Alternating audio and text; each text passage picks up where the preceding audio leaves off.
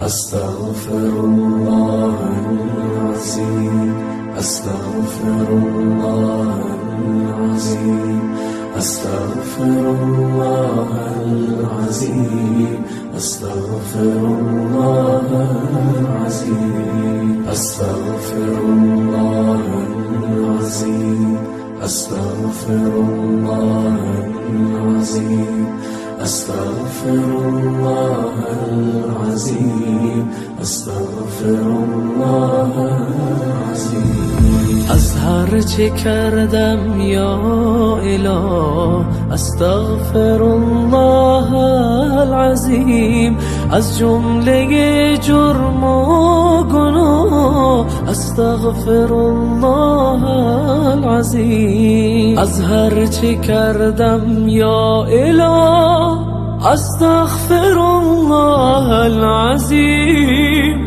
از جمله جرم و گناه استغفر الله العظیم. از هر چه کردم یا اله استغفر الله العظیم، از جمله جرم و گناه استغفر الله العظیم. از بس که کردم معصیت گشتم خجل از هر جهت، هستم ز خجلت رو سیاه استغفر الله العظیم. از بس که کردم معصیت گشتم خجل از هر جهت، هستم ز خجلت رو سیاه استغفر الله العظیم. از هر چه کردم یا اله استغفر الله العظیم، از جمله جرم و گناه استغفر الله العظیم.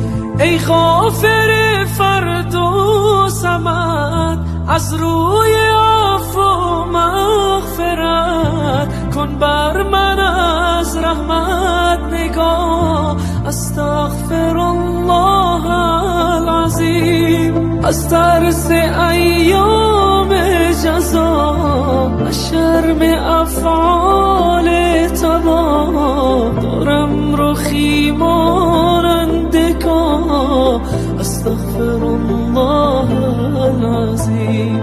از ترس ایام جزا از شرم افعال تباه دارم رخی مانند کاه استغفر الله العظیم، استغفر الله العظیم. از هر چه کردم یا اله استغفر الله العظیم، از جمله جرم و گناه استغفر الله العظیم.